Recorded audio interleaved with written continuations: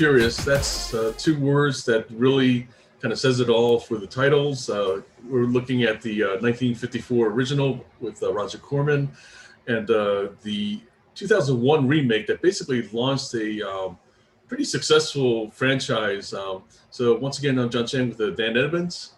Hi there.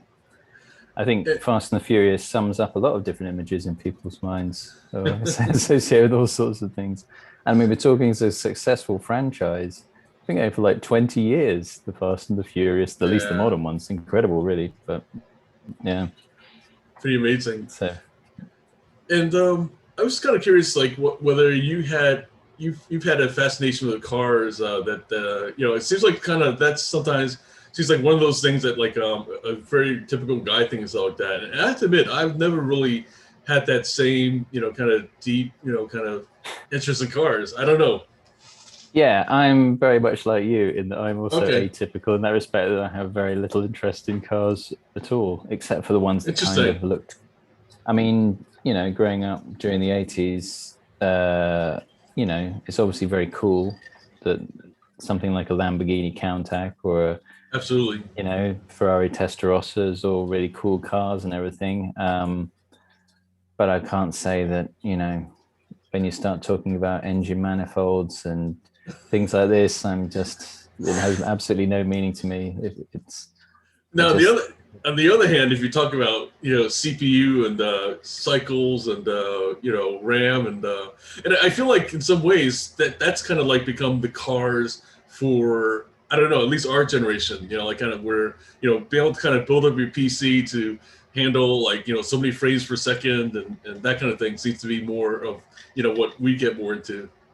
Yeah, I mean, that whole, that's very interesting for me because I used to build PCs for a living. I used to build all sorts of ones, sort of gaming PCs or, servers and everything else. And I really thought when video consoles got, traction and PCs were kind of like workplace devices and not much else, I really thought that was going to be the end of building PCs. I thought, well, nobody's going to be doing this. And then in the last few years, we've really seen it, come back up. I think it's, much like everything else, the idea of customization and personalization is a very sort of strong individualism theme in modern society. So it's interesting to see it.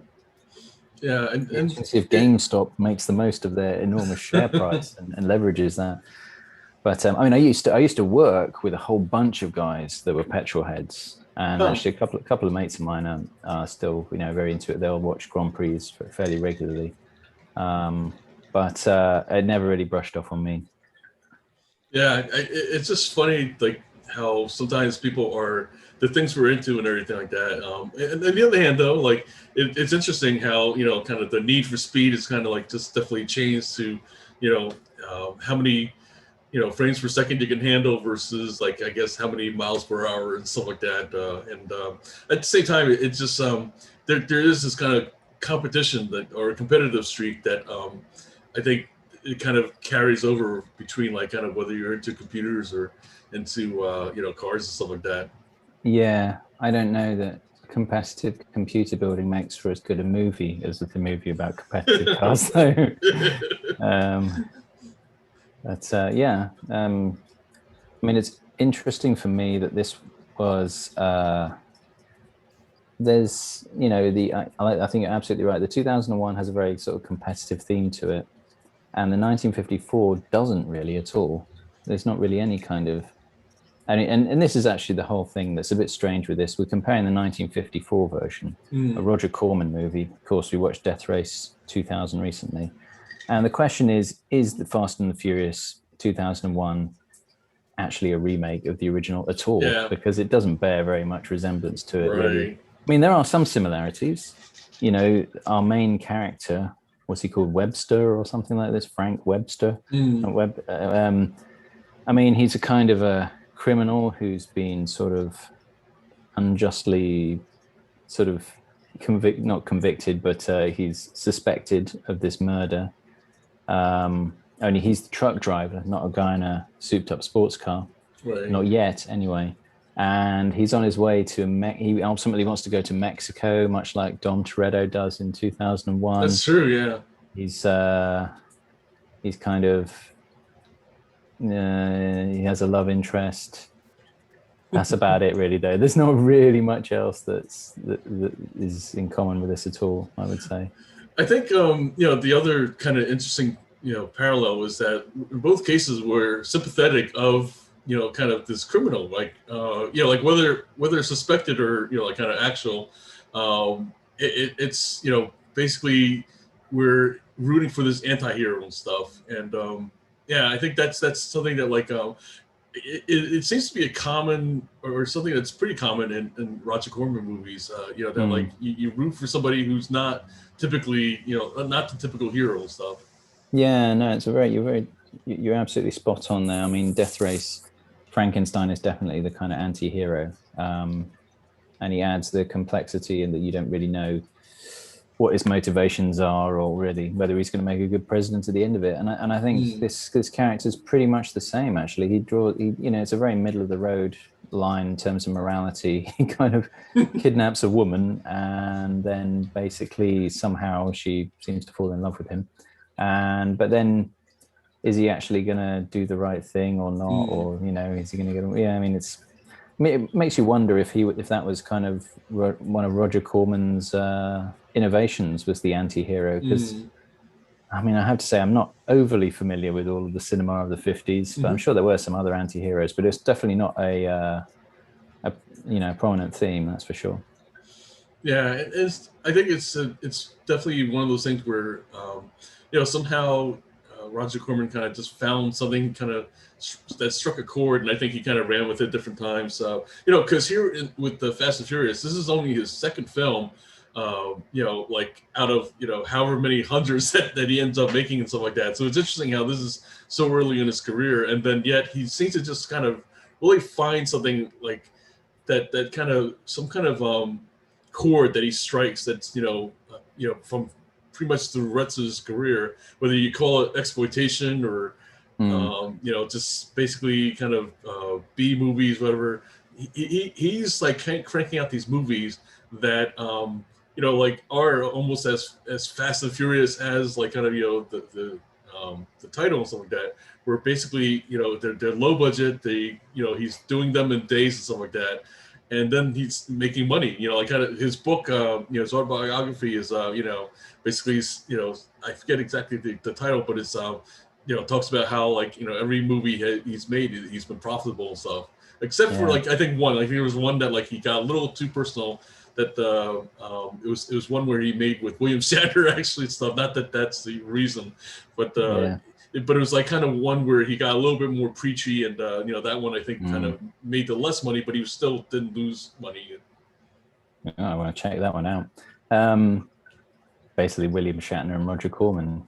That's going to be good. Yeah, no, I mean, I know him best, I guess, for the late 50s, early 60s Edgar Allan Poe movies with Vincent Price. Those were obviously pretty, became a whole franchise almost in of themselves. Absolutely.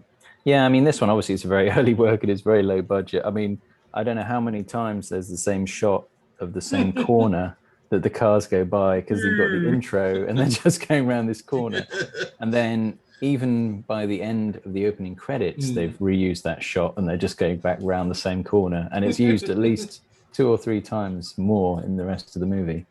Yeah, I mean, I guess there's an element of street racing, only this time it's not the dangerous underworld of illegal street racing. Right. It's a nicely sort of daytime organized street race where there's a sort of nice people going and doing nice things, really. Well, or apparently that was a thing, that like kind of these wealthy people, like kind of were racing the cars. I mean, she's driving a Jaguar, like kind of, I mean, Yes. Granted, it's probably didn't have the status it has today, but apparently even back then it fetched a pretty penny and stuff like that.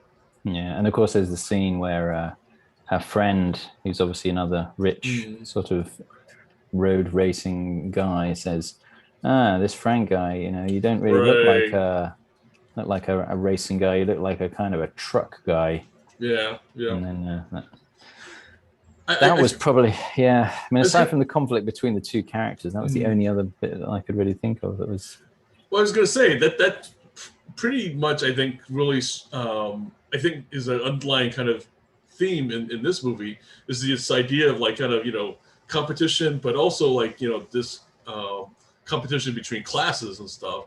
Yeah. I think that's really what it's kind of because here you have the guy Frank, kind of where he's like not only representing this suspected criminal, but he's also, like you said, like kind of he looks like a truck driver, and so it's kind of like the poor, I guess, if you will, versus like kind of the wealthy, Connie, played by Dorothy Malone, stuff like that, and she's kind of more or less representing kind of this upper class, and really like I think it really, besides kind of kind of being the rich versus poor kind of thing, it kind of creates like this almost nowadays kind of predictable romantic tension and stuff like that. Yeah. That I feel like it kind of like really created the right atmosphere for some really fun lines. Like kind of like where she's like saying she hates him and stuff like that, and he's like saying well, you can hate me all the way to Mexico and stuff. Yeah.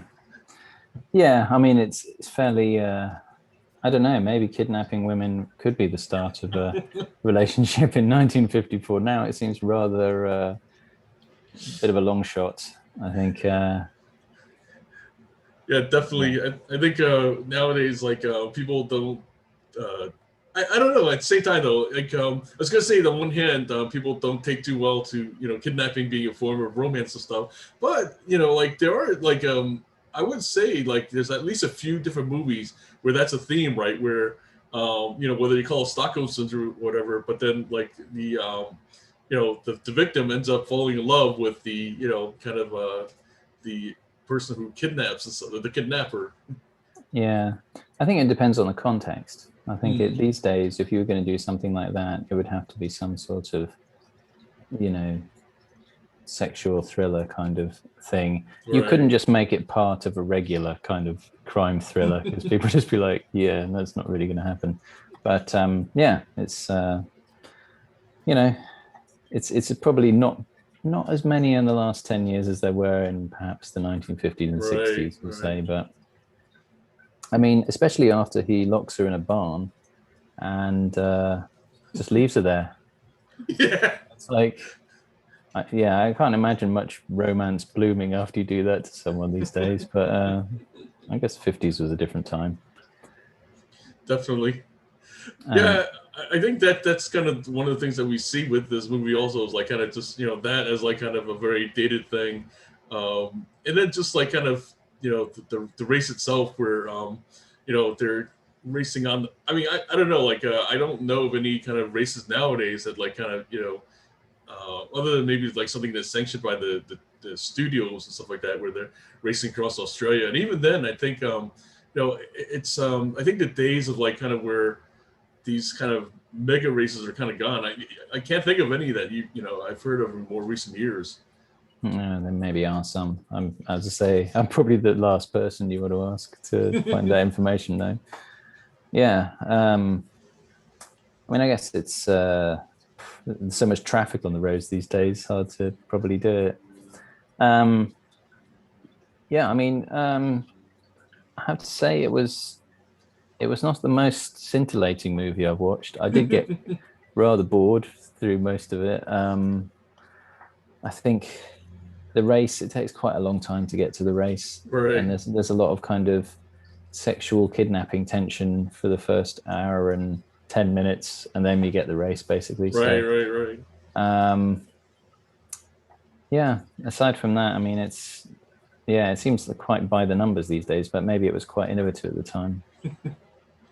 I think it's just one of those kind of movies that like it's pretty much something that was of the time, and it worked for kind of that audience and stuff like that. Yeah. And I guess we might as well get into the 2001. It's pretty much the number one striking thing is that, like you said, really like there's no resemblance to this original. And it really makes you wonder why, like, kind of, like they even bother, like, kind of licensing it, except for, I guess, the title, like, I guess that's really what it comes down to. Is like that's really what they bought. It's just the name. it makes you wonder though why they even bothered buying the title, because it Right. bears so little resemblance to the original. No one probably even remembers that there's a 1954 Right. original, so why even bother? But yeah, I mean, it's basically a remake of Point Break, though. It's not really a remake of, Right. um, this original 1954 version. I mean, and then of course there is also the fourth movie, which is a remake of the 2001 Hmm. movie. So maybe we should do that as a follow-up. Oh Perhaps no. we should do. um, yeah. So it's. I mean, it's. Yeah. The plot is almost identical to Point Break, except Yeah. you can replace surfing with car racing, and it's Sure. more or less the same. So. I think it's to me one of the fascinating things about it is it kind of centers around street racing, which like kind of something I think has been around for years, but really around that time, around the 2000s, it's kind of some reason has kind of emerged as like kind of a thing, like in around Los Mm, Angeles, and you hear about like I've never actually seen it in person, of course, and stuff like that. But I've heard about them, like kind of, I've seen it, I've heard in the news, like another, fatality or this or that, and I feel like like maybe it's like a reflection about something that we're some reason like it's become a thing again, like to do something that like on the one hand is besides being illegal and stuff like that, there's this kind of danger element, and I think it's something that like yeah, I can't speak for exactly why this has kind of become a thing again, but it just it does seem to be something that's like this underground trend, I guess. yeah. Yeah. I mean, it's. I don't know. There's this line where actually, I think as the director comes on and he's the pizza delivery guy and goes, "God damn street racers," and that was just sort of pretty much sort of sets this movie off really. I mean, yeah, I don't know why in 2001 suddenly street racing became something that everyone was interested in watching. It's a very odd sort of timing for this. I mean, I guess we are kind of, I don't know what the dot-com crash more or less has just sort of hit. Mm. But 9 obviously, 11. yeah, right, 9/11. Like maybe it's just it may have been that this was a kind of a localized, national focused escapism that didn't have anything to do with, that sort of recentered your focus away from the problems Mm. of the rest of the world. But I mean, it's an incredible movie in terms of the sheer number of lines that are the dialogue that's just so bad in it, and I think they've almost become cultural icons. And it's just such a sensory overload, this movie. I mean, I Yeah. thoroughly enjoyed it for all of its ridiculousness. I mean, it birthed the shortening or the brand Nos. Everyone's just like, it's Paul Right. Walker going Nos, Nos, I need some Nos. Everyone's going Nos, it's going to blow up Nos. And before that, no one knew what nitrous oxide was or Yeah. this brand or anything. I mean, there's a hell of a lot of branding in this movie as well. Like Nos is Mm. on everything, and most people don't even realize it is a brand, but yeah, it's there. And you Right. got Rogers and Panasonic. One thing that made me laugh was at the beginning, they're running the truck over, and Mm. there's this sort of horde of Panasonic DVD players, some of which are Right. integrated into tiny CRT TVs, and they're like, damn it, those guys got another $6 million worth of DVD players. And you thought, I don't know that truck would really be worth $6 million. I mean, even in 2001, Mm. no, I don't know that CRT TVs with DVD players attached would be that much of a big, you know, And, score for and these we're not kind. talking, and not talking like higher end either. We're talking Panasonic, right? Yeah, and I mean, we had flat screen TVs in Mm. 2001. They'd Mm. been around for a few years. Uh, so yeah, there was that. Um, Also, in fact, the technology was actually the thing I had the most problem with in this movie, because there's another bit like where Jesse, this ADHD Mm. wunderkind who's Right. Right. there doing all the technical stuff of the engineering of the cars, he's using a PC with a floppy disk, and he's somehow managing to load a 3D card engine and car Right, design right. software from a floppy disk. It's like that must be like the compression algorithm of all algorithms to do that. I mean, we had, and that's the thing, we had CD-ROMs around. It's like we Right, had them around for quite a few years at that point. right. That was just something that really sort of threw me. That was just weird. But Hey, but he's a computer genius, so he really yeah, gets the power out of that floppy. yeah. I mean, there's that line as well where Dom confronts Brian and he says, what about, boosting cars in Arizona? And he goes, huh? He goes, the internet. We can find anything about anyone on the internet. And that was kind of Ding. what people kind of imagined the internet might be like or Yeah. something. I mean, pretty much every line in this movie is almost a classic cringeworthy line, or it's just so over the top. I mean,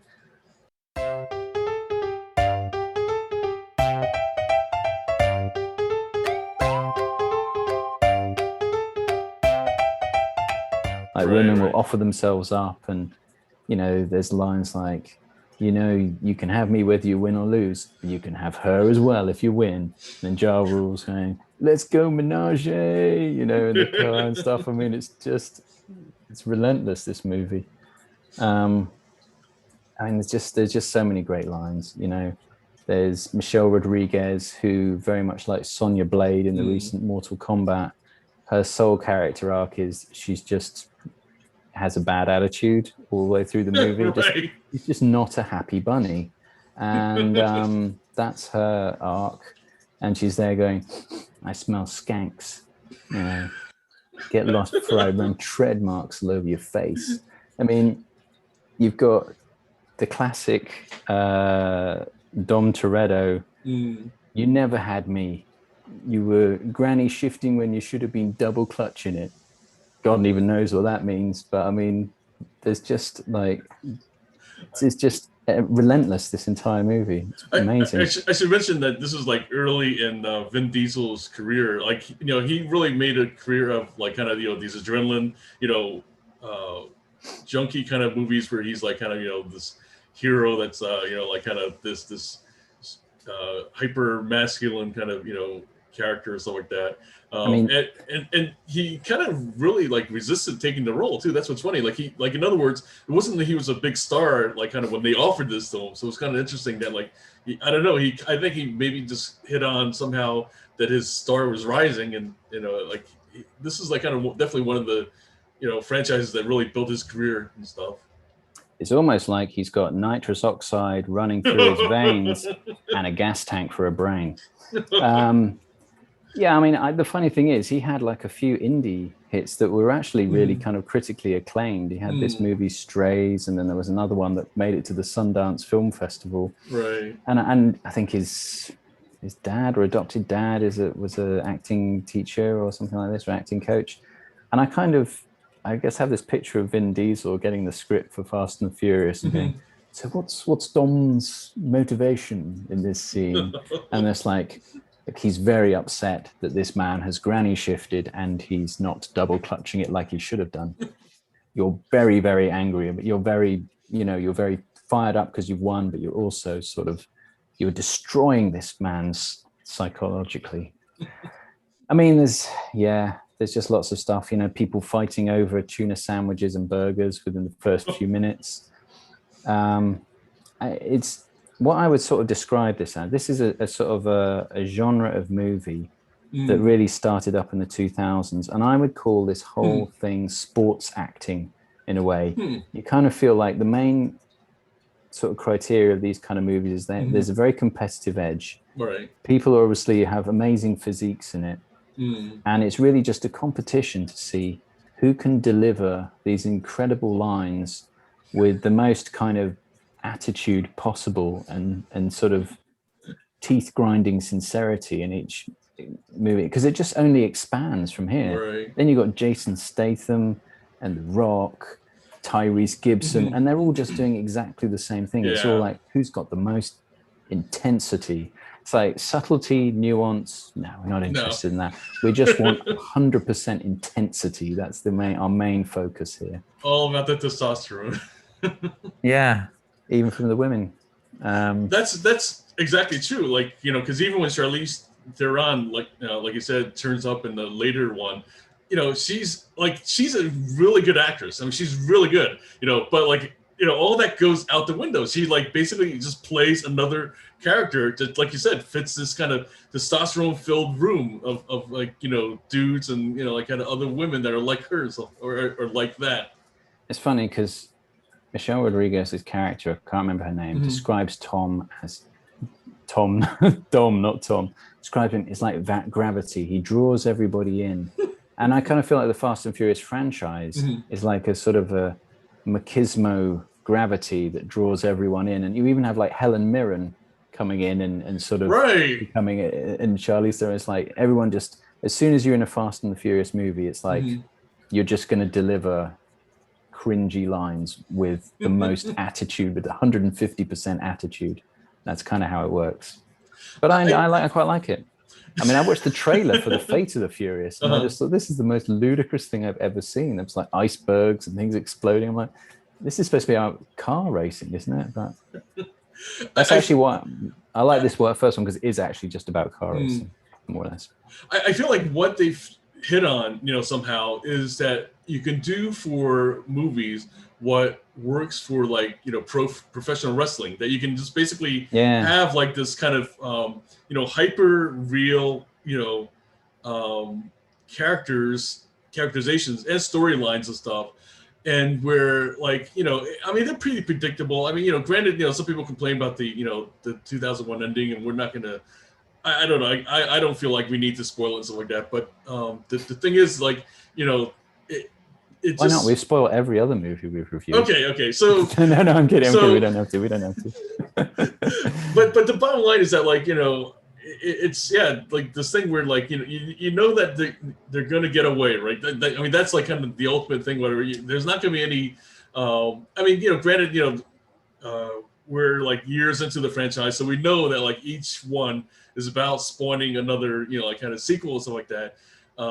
Maybe they didn't know that in 2001, but at the same time, I mean, I think that's kind of somehow they, you know, whether it's the studios or whoever, kind of had that vision that, like, you know, we could just keep cranking these out, you know, stuff. I know, it's incredible. It's like a horror movie, really, isn't it? It's a horror movie franchise in that respect.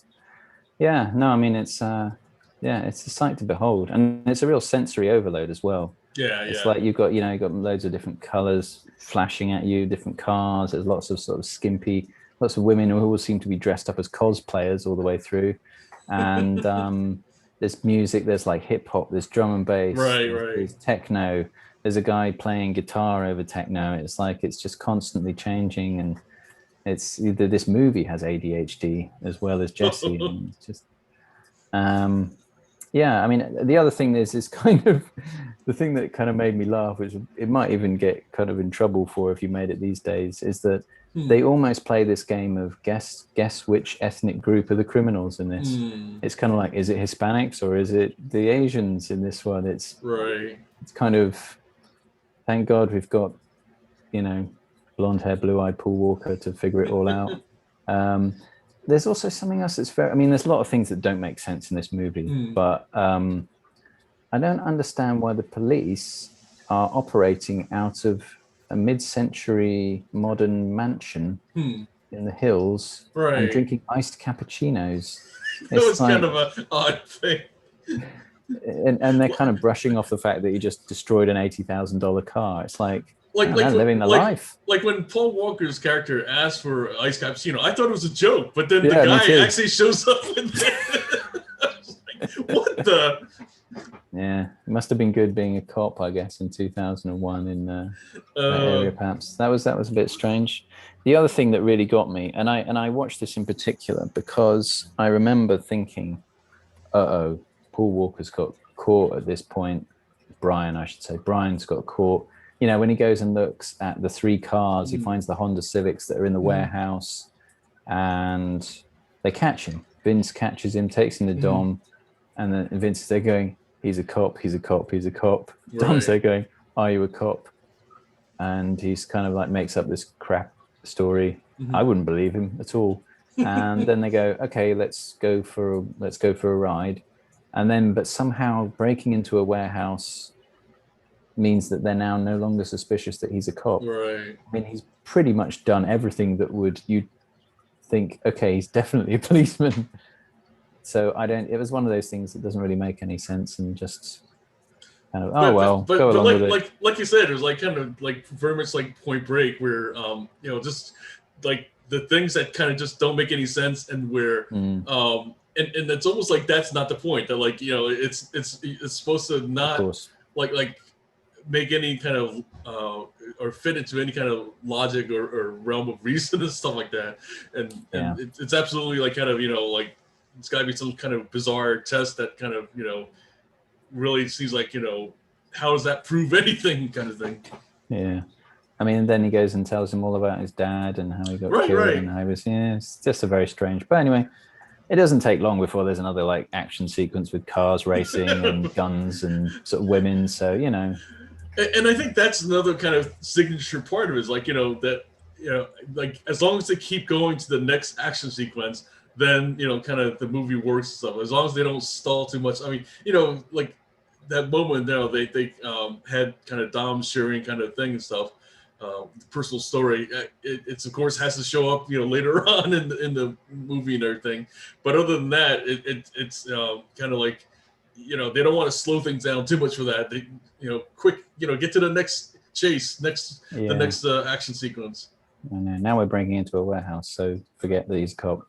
Yeah. I mean, I don't know. It's obviously got a lot of problems, but they're all kind of it's all quite fun, it's kind of in a funny sort of way. This is almost like a more modern equivalent of a Roger Corman movie. In a way, it almost feels like a spiritual successor to Death Race 2000 more than That's a good point. I mean, if anything, whether they were like kind of constantly doing it or not, I mean, they were making an exploitation movie that was very much updated, because like Lord knows, I mean, the action sequences are incredible. I mean, there's definitely no expense spared. I mean, apparently, like I think they crashed like I want to say how many, like something like 70 something cars and stuff like that. So I mean, yes, out of the 78 cars, 3 cars were shown being destroyed in the trailer alone and stuff. Wow, that's incredible. Yeah, and it's a great, it's a cool sequence. So it's very obvious now watching it in HD though that the guy leaning out of the car is not Paul Walker. I mean, it's clearly a stuntman. It's very obvious, but anyway. Okay. Yeah. Well, and that's something I guess we'll briefly mention because I don't think we'll kind of talk about him because I don't think he really shows up in any other remakes and stuff like that. But unfortunately, he kind of took things a little bit to real life. Apparently, like street racing himself, and then that led to his death. More recently, and stuff like that. That's yes, life imitating art, I suppose. Right. Yeah, but not like art imitating art for another 9 movies afterwards. I want to say. I think there's another new one out this year. Fast and Furious 9 is being released this year, apparently. I think what I like about this series, and I can't say I watched all of them, but I like the fact that they did the usual thing with remakes in that you can't afford the original actors because they've gone on to do other stuff. So you try changing those actors out, and then that didn't work. And normally that's where most remakes end. After about 3 movies, like Tokyo Drift, they've changed the actors multiple times, and that's just it. You're losing money. But no, they go back and they get all the original people back in, do a kind of a remake, and then carry on for another like 4 movies. It's great. Gravity. I know, right? Yeah. But I had a blast watching it. I can tell you that much. I guess that's really what it comes down to is like, this thing that they just found their formula that works and then they just kind of ran with it and stuff. It's funny, like earlier today, I was watching this kind of, commentary, video commentary about animation and how, like, and we've talked a little bit about the Despicable Me series and stuff, and the criticism that the commentator had was that basically it, here's this kind of franchise that developed out of making something that, like, really had, like, the stories are not that, original and stuff like that. There's no kind of real dialogue and stuff. It's just a bunch of sequences that are strung together, and they just do it over and over again with, like, kind of more or less, kind of generic characters, because there's really no names to these guys. I mean, even though there are, like, technically and stuff. Oh, you mean the Minions? The Minions, yeah. Well, the thing, there's quite a lot more to Despicable Me than that. I think the art style is really interesting, and I also think that some of the sort of the pastiche, we will say, and some of the characters are pretty good. I mean, El Macho is a fun character, as is, I mean, my daughter's favorite is number 3 with oh man, I'm trying to remember his name now, the main bad guy in it. Evil Brat, done by Trey Parker from South Park, who's obsessed with the 80s. I mean, it's just amazing animation sequences in that. When he invades the ship to the theme Bad by Michael Jackson with this kind of bubblegum and kind of like guitar synth weapon. And so, I mean, it's just, the whole thing is really cool, that whole opening sequences. So I'm sorry, you can't criticize Despicable Me on my watch. They're very, I mean, and this is the thing, when you have kids, you end up watching same movies over and over and over again. So they have to be pretty damn good for you to happily sit through them for the 20th time. And I could still probably sit through Despicable Me 3 quite a few more times before getting absolutely sick of it. So yeah. Nice. But I mean, to the point of the commentator, like, so basically saying that, that franchise really doesn't advance, like, kind of animation and stuff. And I think in some ways, like, with the whole Fast and Furious, franchise and stuff, it's, basically they're just kind of like, I mean, yeah, like, kind of, we can maybe, like, somewhere down the road, like, talk a little bit about, kind of the nuances between, this movie versus that, sequel and stuff like that. But I think when you get down to it, though, like as a franchise, kind of the Fast and Furious really is about that they're cranking out yet another movie where, there's some kind of heist, that they're, kind of, some kind of complications with the character. And I think that's, like, kind of, to that point and stuff like that, that it's like, kind of that there's less about maybe they do a little bit kind of innovation with, like, kind of the action sequences, like and I guess to some degree, maybe we can even say that about the Bond movies and stuff, like, Yeah, okay, I was going to say, that's exactly the same. Right, it's just action sequences strung loosely together with the plot and some sort of sexual innuendo thrown in. It's pretty much the same blueprint. I think that's why they did Triple X right after. They realized that, oh yeah, this is kind of like a Bond movie. We just remake Bond, but give it a modern 2000s spin. So yeah, I mean, yes, it does not progress cinema very far. I mean, maybe the next Fast and Furious, if Dom becomes a poet in Sweden in the winter and is, reflecting on himself and his past indiscretions for 2 hours, having a game of chess with, I don't know, the god of streetcar racing or something. Maybe that could be something. But yeah, that's not really what they're designed for. And I think people know that. That's kind of, I mean, that's the same as quotation movies from the 70s. You kind of know what you're getting. Any kind of social commentary kind of is a nice kind of bonus, really, rather than it's not the main attraction of watching it. So yeah, and I think it's interesting that he talks about Despicable Me in the same kind of way, because I think it's the exact antithesis to Pixar. Pixar tries to repackage adult movies, try to make these kind of highly emotional stories that are supposed to win Oscars. Right. I mean, most kids are bored of them, I think my daughter would see the trailer for a new Pixar movie, get really psyched for it, and then watch it and just be like, right, I'm never watching that again. I'll rewatch Despicable Me like 20 more times. It's because they're just about fun and, like, fun stuff that happens to the characters that's amusing. That's what children's cartoons are generally about, is just fun stuff that's Right. colorful and interesting. I think to the point of like kind of the whole, the again what this kind of commentators saying though stuff is that you can kind of substitute the Despicable Me characters with almost any other kind of kind of character versus like when you take something like Ratatouille where it was this rat story and like kind of like it'd be hard to kind of like use a plane in that story, although like kind of maybe in some ways the Pixar series, they kind of what they do though is that like between the different movies they do kind of have different characters because Toy Story of course is with these toys and where I kind of okay this time around it's toys and the next time around it's the dinosaurs and like kind of so they're kind of like maybe shifting to different characters and stuff, but like the characters are kind of somewhat central to how the story moves forward and stuff like that. So I mean to your point, I would say that like not everything has to have like kind of themes and involve kind of ideas and different times like maybe people just want to watch Despicable Me or they just want to watch Fast and Furious and stuff.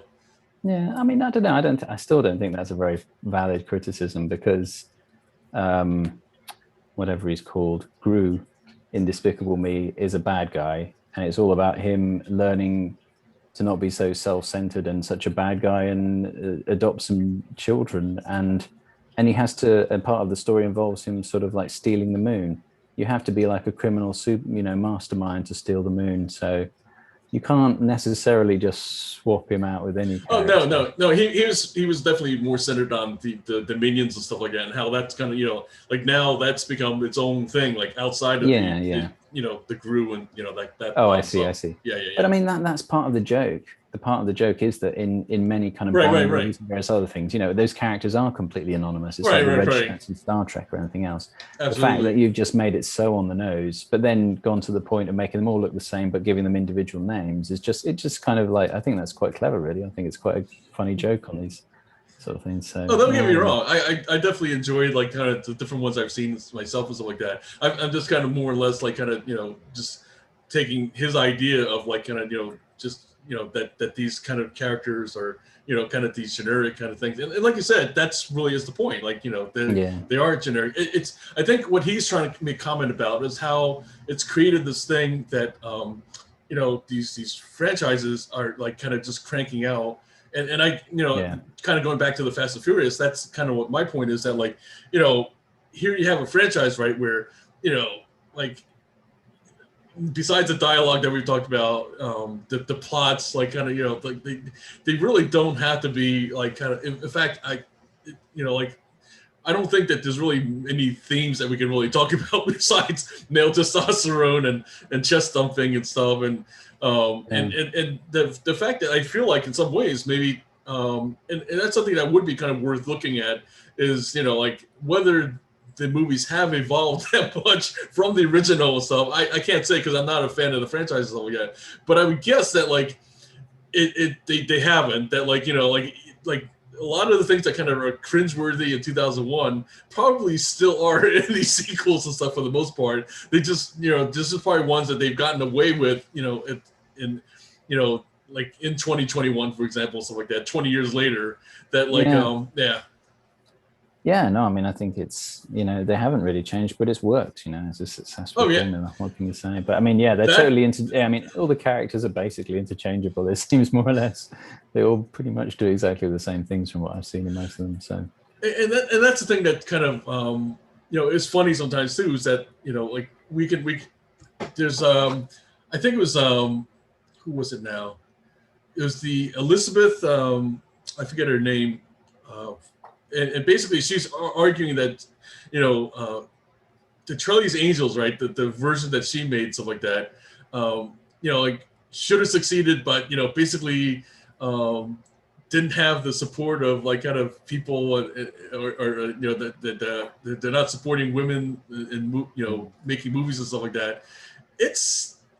I mean, we're not talking high art, like Charlize Angels is like kind of what's it called?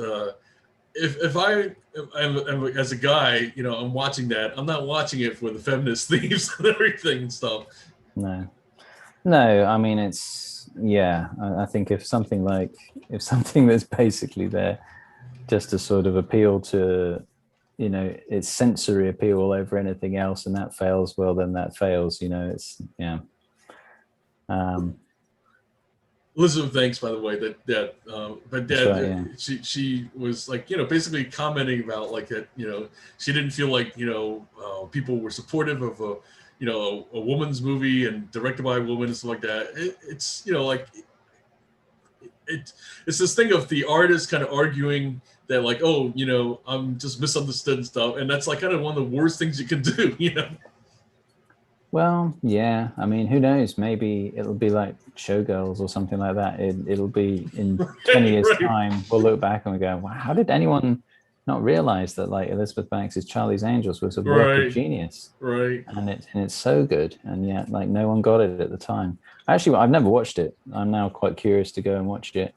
I'm also actually, I have to admit, after watching the 2001 Fast and the Furious, I actually would quite like to watch all of the Fast and the Furious movies now, almost back to back, just to see what kind of heights we get to with them. Yeah, I think they made a huge cultural impact in their own sort of way. I mean, that's an interesting point too. Sometimes, like, you know, sometimes these movies, right, where they, you know, some people like maybe kind of consider them, you know, kind of garbage, just kind of like, you know, Showgirls and stuff like that. And then other people like it's yeah, like a cultural touchstone that for some reason, you know, kind of resonated enough to like kind of capture, you know, like audiences again and again. I mean, you know, like there's something clearly working for them that they, you know, kind of there's something that they, you know, hit on that these audiences appreciate. Yeah, and I mean, watching the trailer for The Fate of the Furious, I mean, it gets pretty ludicrous from what I've seen of the action sequences, but it hasn't quite got to, you know, exploitation level. Like we haven't got werewolves or Dracula driving in a car in competition with Dom Toretto or something like that, or you know, that's another possible angle you could explore. They haven't got into space yet. You know, that's another thing. So, No. Or maybe they have. Who knows? Maybe they have. Maybe I just haven't watched enough of these movies to know. Right. But one of the things I thought worth mentioning was that originally the studios wanted Timothy Olyphant, who we, you know, saw in the Crazies and stuff like that, to play Dom, and then he had been in the you know, the previous year's you know, car theme, you know, hit Gone in 60 Seconds, and so he declined and stuff like that. And we may talk about Gone in 60 Seconds because that turns out to be, of course, a remake and stuff. Yeah, it's funny. I always thought Gone in 60 Seconds was after the Fast and the Furious, but yeah, it's interesting that it's the other way around. Right. I mean, and that makes the case for the Fast and Furious even more obvious, right? That was Gone in 60 Seconds was a success, so let's just do another car movie. There you go. Yeah. With a heist thrown in and stuff. Of course, yeah. No, I mean, it's quite effective, the whole heist angle, I guess. But for me, the remake is definitely better than the original in this respect. Yeah, thoroughly enjoyed it. So coming up, yeah, we'll be talking about Three Musketeers, and then another Stephen King work. The Stand will be another upcoming discussion. So yeah, thanks for watching. I'm John Chang with Dan Edmonds, and we will see you next time.